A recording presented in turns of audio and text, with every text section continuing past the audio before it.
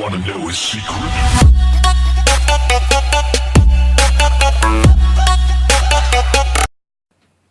So what's up everybody, Greg here with many tutorials again. So today I wanted to do a vlog, and I've never done a vlog before, and I've only ever watched one other vlog, and that was just to get an idea of what a vlog is. And within the guy's vlog, he pretty much said that it was just a vlog, just talk about whatever you want, do whatever you want, you know. And it wasn't like a tutorial on how to do a vlog, it was just a guy's vlog. He opens packages, and it's pretty good channel. I do like his channel a lot.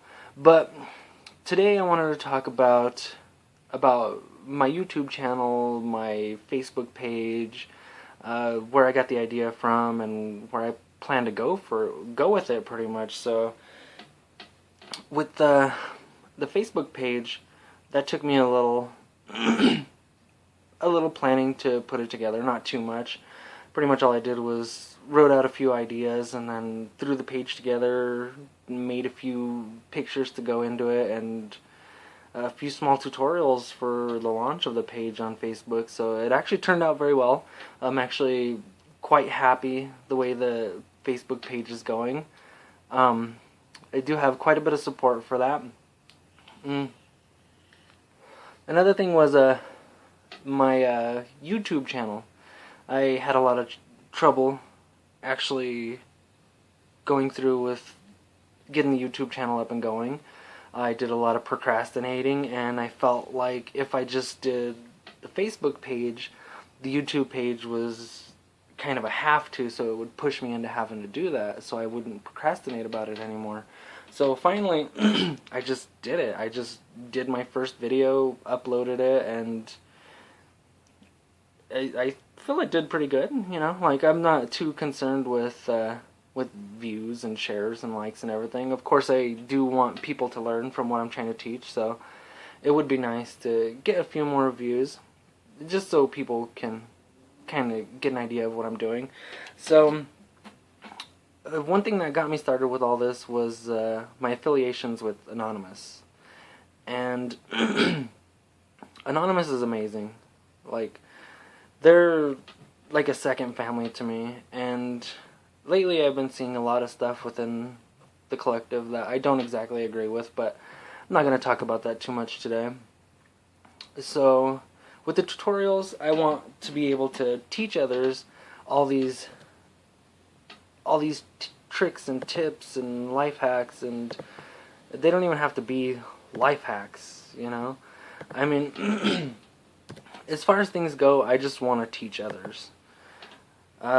Growing up in school, it was always a dream to be a teacher, but I didn't want to be your traditional teacher that taught the same recycled bull all the time. So I tried to learn additional things. So like when I was taking like world history in middle school, I would learn about ancient civilizations, and I wouldn't just learn about them, I would also try to learn like about their hieroglyphics and what they meant and how they were applied in certain portions of their languages.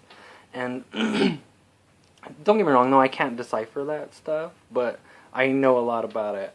And it's exciting to learn new things. For me it is. And the ability to be able to take my learnings and share that with someone else, it's an incredible feeling. And I really enjoy it.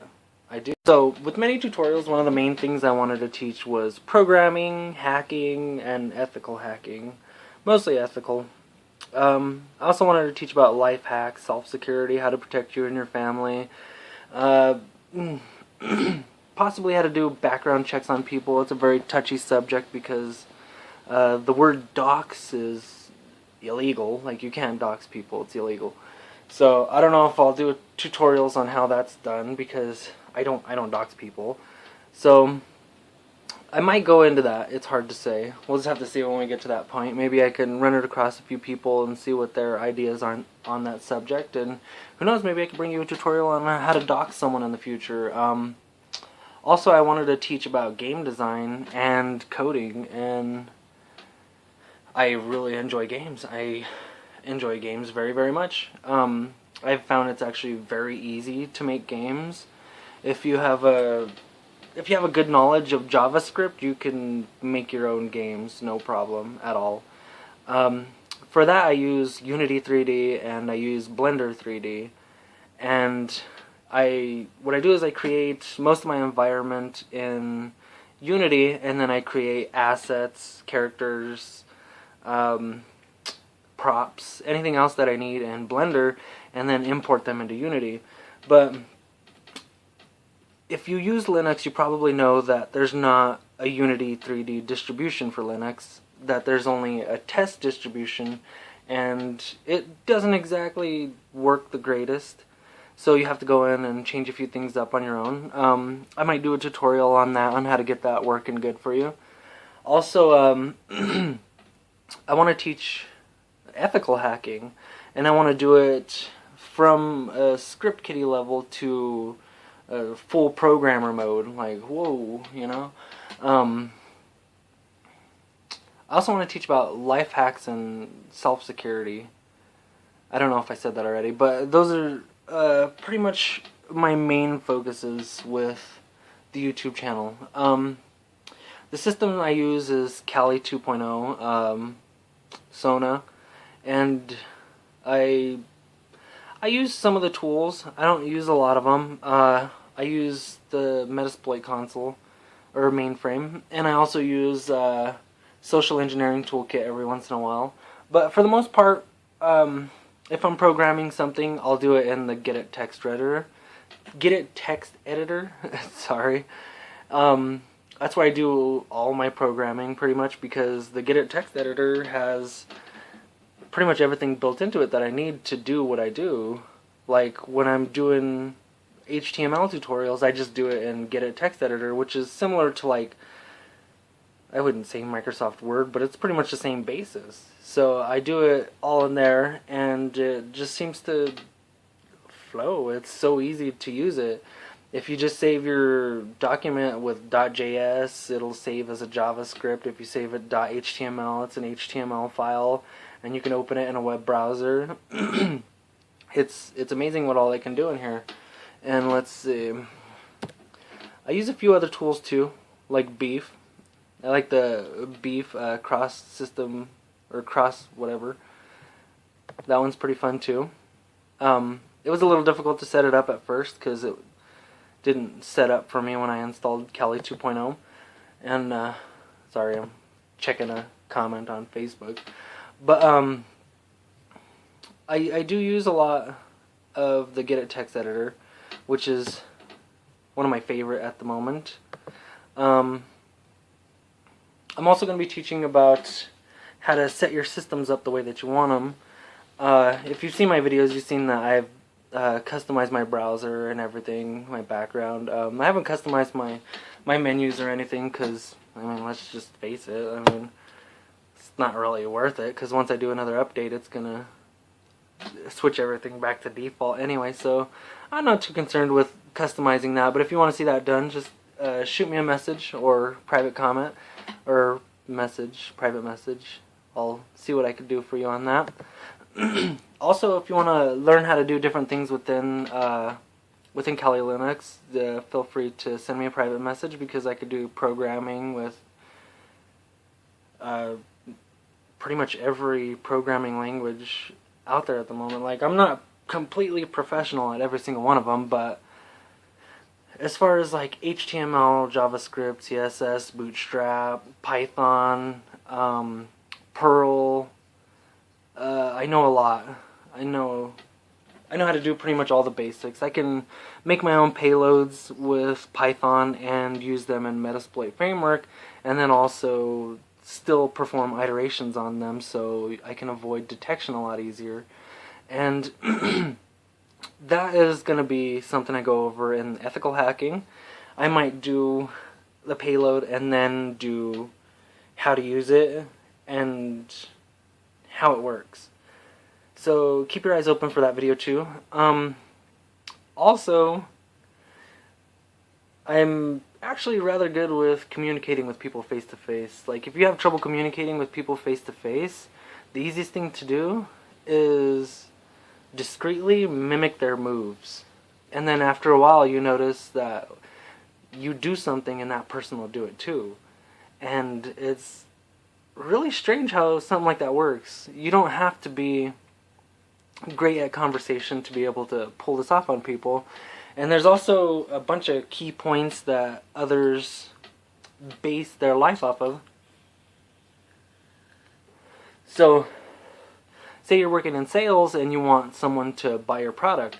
So the best thing to do is make it seem like everyone else already has this thing and it's great and this person's falling behind, because nobody wants to be the last person to try something. So it's good to express that point in a sales pitch, like, hey, yeah, your neighbor next door actually just bought this. Even if they didn't, they're not going to know until you're done with the sale and gone anyway. So, I mean, that's just one thing that they teach you if you ever worked in sales, is get people to try to keep up with the Jones, pretty much.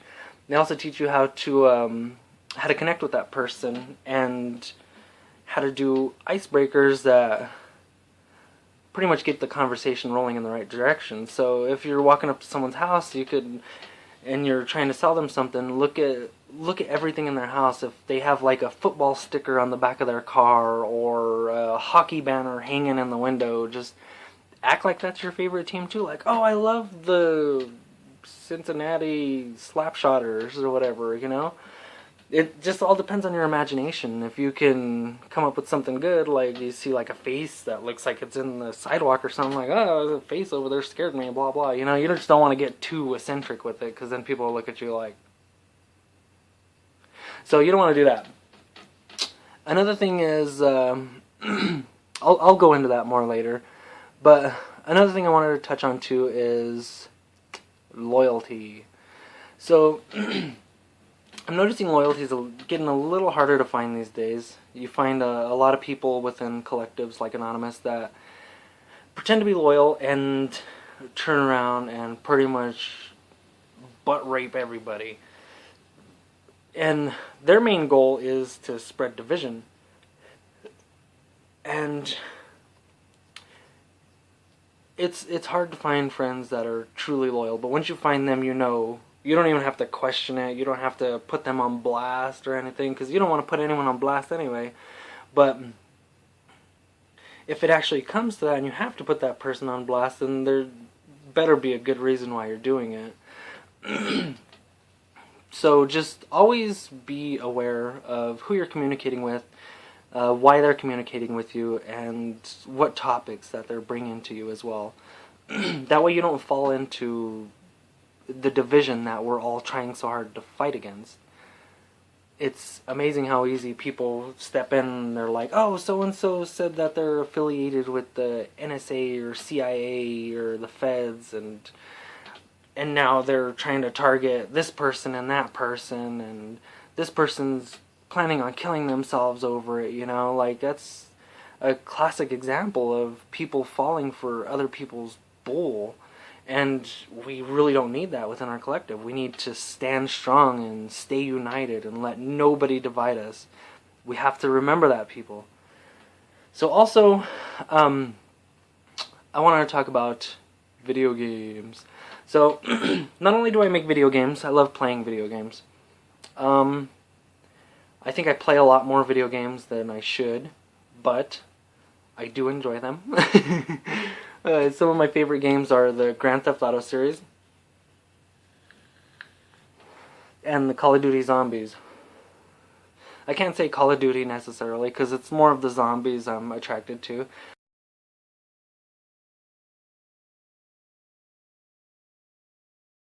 Alright, so another thing I wanted to touch on today was the offensive security. So I've got a huge amount of offensive security. So much so that it always tells me when something is amiss. If someone tries to hack me, it'll pop up a window instantly saying, hey, this is going on, so what would you like to do? And from there I have many different options, as some have seen and some have noticed. I'm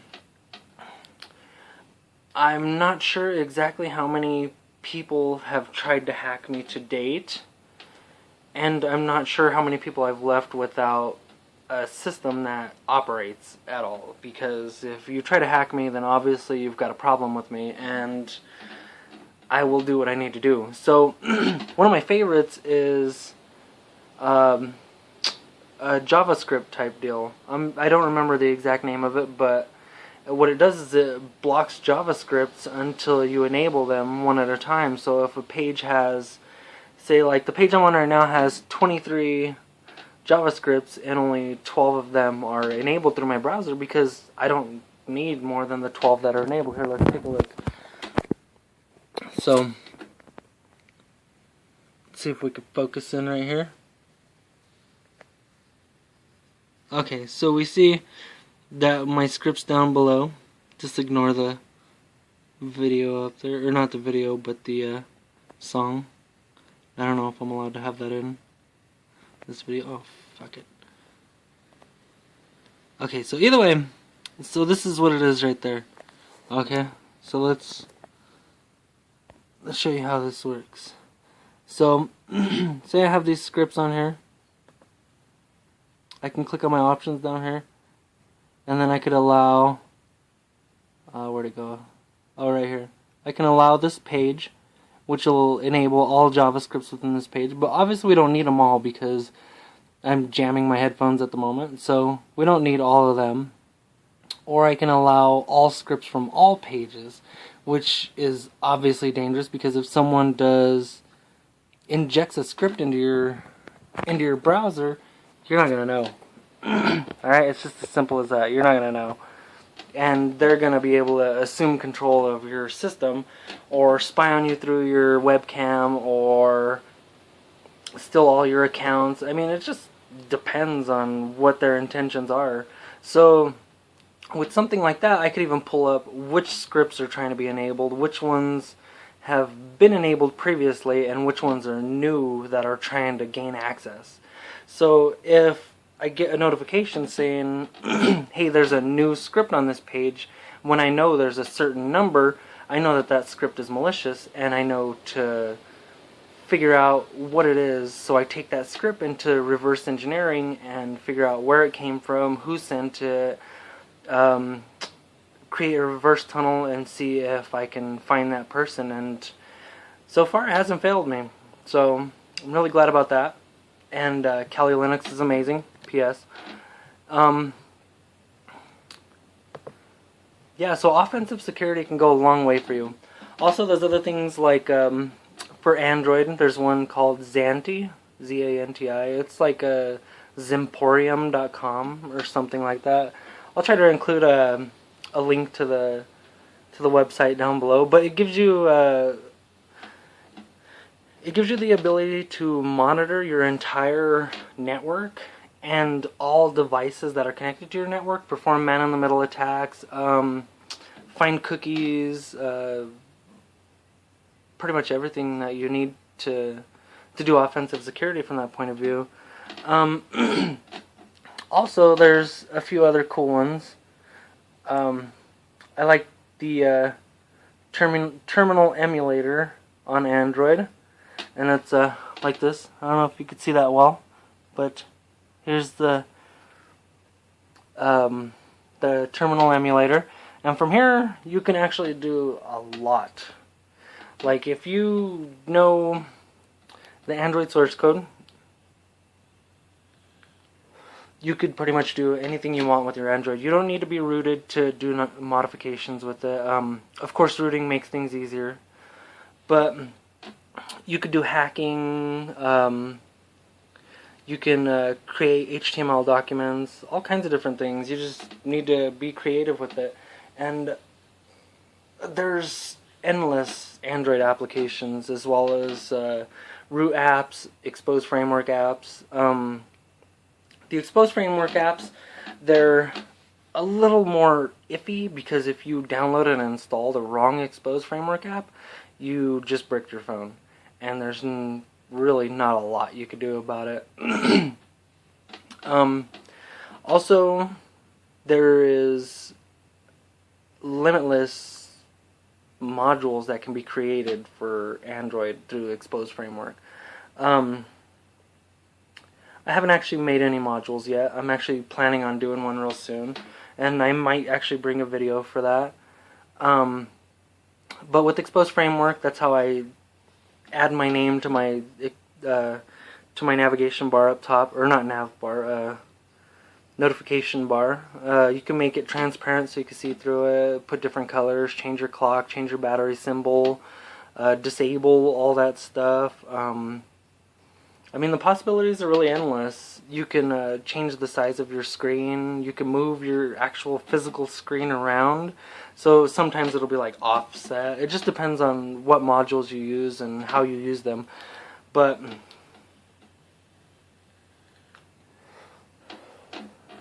I have a lot of fun with that. You just need to be really careful because I have bricked my other phone 3 times now, because I'd be scrolling through applications like ROM Toolbox, and my screen would glitch and I would accidentally click on something, phone would reboot and be stuck in boot loop, and I had a soft brick.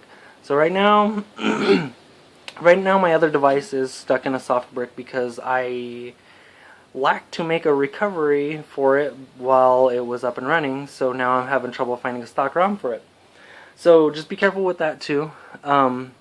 I can also do a lot of the modifications and everything myself. The only time I've ever bricked my phone is with accidents like that. Like I'd be scrolling through something, accidentally click it, and my phone would reboot and be bricked. So it's not always I downloaded this and that and tweaked this and now my phone's bricked. It could just be you're scrolling through an application with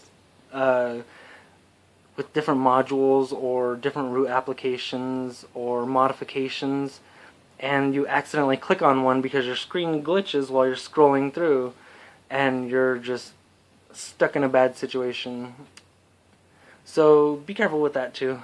So I'm pretty sure that's all I really wanted to touch on today, everybody. So thank you for watching this video. If you like it, please give it that big thumbs up. Remember to comment and share.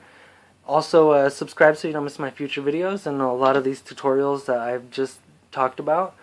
And like I said, the main focus with many tutorials is teaching others how to do programming, how to do life hacks, protect your family.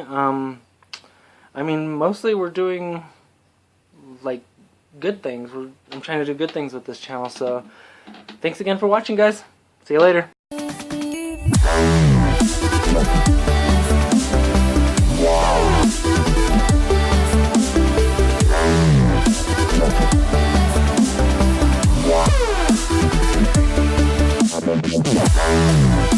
Yeah.